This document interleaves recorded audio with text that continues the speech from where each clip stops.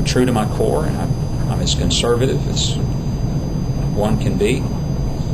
But as I often say, I'm a conservative that's not mad at anybody over it. I don't find that that's a need to bash people over the head. Look around the room and look at who else is there and say the same people that sent me sent them. I may not agree with the people sending them.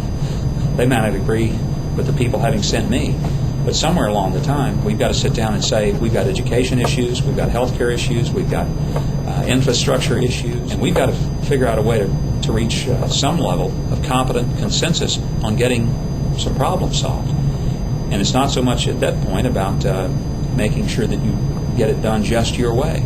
You fight for your perspective and for your position. You don't have to compromise your core convictions.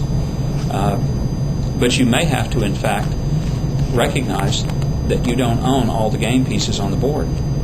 And the job is to move the country forward, not just move your ideology forward. If you don't do that, then you've really forfeited the right to be in office. The incompetence that surrounded the handling of Katrina and the national angst over that, which I saw firsthand, being the governor that hosted 75,000 evacuees from New Orleans to our state. We saw our state population increase by 3% in 5 days because we just had literally people raining in on us from New Orleans. But we handled them very differently.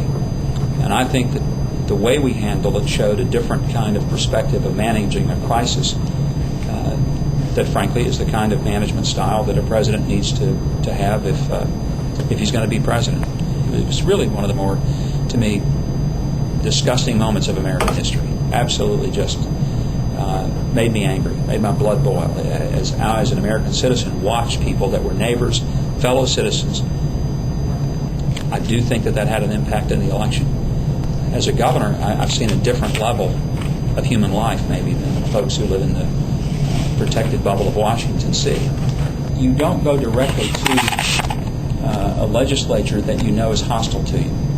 If you try to confront them and have confrontation, then it only polarizes more. The wrong thing to do is to go and to try to stick your fist in the face of the legislature that you know is not necessarily with you and create a fight. That's a recipe for disaster. You positively share your message. You communicate it. If you can't do that, I don't think you can lead.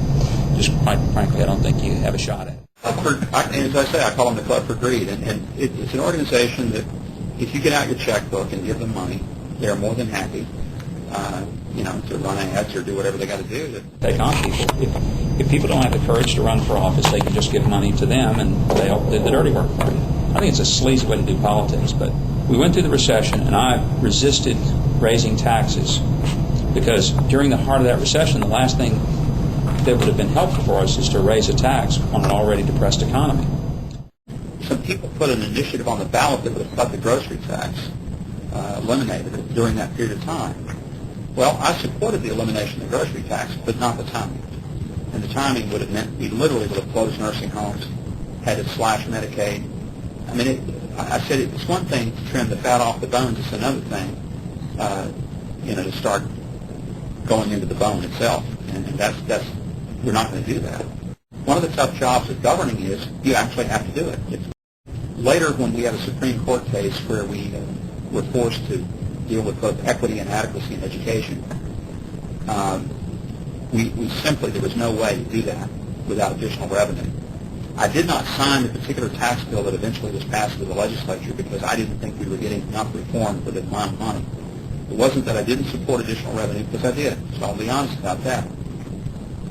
But what I didn't support was that we weren't pushing for enough efficiency out of the system.